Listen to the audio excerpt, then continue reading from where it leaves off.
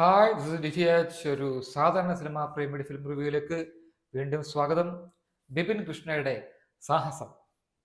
ഇതൊരു വല്ലാത്ത സാഹസമായിപ്പോയി. കാരണം നമ്മൾ പൊതുവെ സിനിമ കണ്ടിറങ്ങുമ്പോൾ നമ്മളോടൊപ്പം ആരെങ്കിലും ചോദിക്കുകയാണ്, ഈ സിനിമയിലെ കഥ എന്താണ്, എന്താണ് ഇതിവൃത്തം എന്നൊക്കെ ചോദിക്കുകയാണെങ്കിൽ നമുക്ക് പറയാൻ പറ്റേണ്ടതാണ്. ഒരുവിധം നല്ല സിനിമകളിൽ ഒരു പ്രത്യേകത എന്ന് വെച്ചാൽ നമുക്കൊരു വൺ ലൈനിൽ ഒരു സിനിമയുടെ കഥ പറയാൻ പറ്റണം. ഇതിൽ ഒരു രീതിയിലും നമുക്ക് ഇതിന്റെ കഥ എന്താണെന്ന് വെച്ചാൽ പറയാൻ പറ്റത്തില്ല. അതാണ് അങ്ങനത്തെ ഒരു അവിയല് പരുവം കഥയും തിരക്കഥയായിപ്പോയി.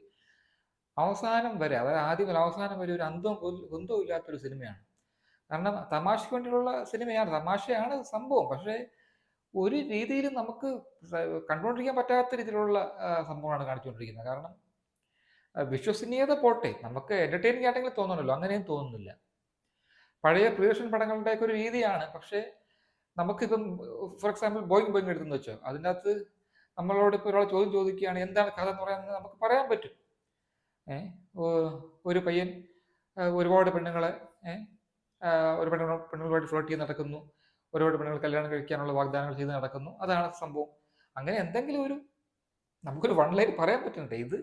ഇതങ്ങനെ ഒരു ഒരു രീതിയിലും ഇനി പോട്ടെ, വൺ ലൈനിൽ പറയാൻ പറ്റുന്നില്ല. വൺ ലൈനിൽ പറയാൻ പറ്റാത്ത ഉത്കൃഷ്ട സിനിമകൾ ലോകത്തുണ്ടാവാം.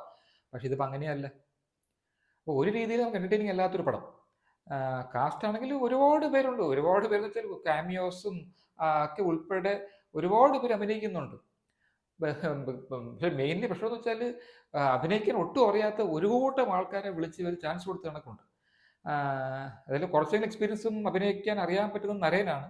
അത് നരേനെ കൊണ്ട് കോമാളിത്തരമാണ് കാണിച്ചു വെച്ചിരിക്കുന്നത്. നരേനും കാണിച്ചതും കോമാളിത്തരം തന്നെയാണ്. ഓവർ ദി ടോപ്പ് ആണ് കഥയും ക്യാരക്ടേഴ്സും ഒക്കെ കാരിക്കേച്ചറിഷ് ആണ്. പക്ഷേ അതൊന്നും ഒരു എക്സ്ക്യൂസ് ആയിട്ട് തോന്നുന്നില്ല. കാരണം നമ്മൾ ഒരു രീതിയിൽ ടച്ച് ചെയ്യുന്നില്ല, ഒരു രീതിയിൽ നമുക്ക് സന്തോഷിക്കാൻ പറ്റുന്ന അല്ലെങ്കിൽ ചിരിക്കാൻ പറ്റുന്നില്ല, ഒരു രീതിയിലും വർക്ക് ആവാത്ത ഒരു സിനിമയായിട്ടാണ് എനിക്ക് തോന്നിയത്. നരേനെ കൂടാതെ ബാബു ആന്റണി, അജു വർഗീസ്, അൽതാഫ് സലീം, വെറും വർഷ, നമ്മുടെ റംസാൻ, ഗൗരി, ശബരീഷ്, ജീവ, അങ്ങനെ തുടങ്ങി ഒരു നീണ്ട നിര തന്നെയുണ്ട്. പക്ഷേ ഇവരാരും പ്രത്യേകിച്ച് ഒന്നും ആഡ് ചെയ്യുന്നില്ല, ഒരു വാല്യൂ ആഡ് ചെയ്യുന്നില്ല. പിന്നെ എനിക്ക് തോന്നുന്ന ഒരു കാര്യം എന്ന് വെച്ചാൽ ധ്യാൻ ശ്രീനിവാസൻ ഇല്ലാത്ത ഒരു ധ്യാൻ ശ്രീനിവാസൻ പടം കണ്ട് കണക്ക് തോന്നി. എന്ന് വെച്ചാൽ ഈ പടം, ഈ ഡയറക്ഷൻ അങ്ങനെ മോശമൊന്നും അല്ല. കാരണം പക്ഷേ ഈ തിരക്കഥ ഒരു രക്ഷയില്ല. കാരണം ഇത് ഒരു രീതിയിൽ രക്ഷപ്പെടുത്താൻ പറ്റുന്ന ഒരു കഥയല്ലത്.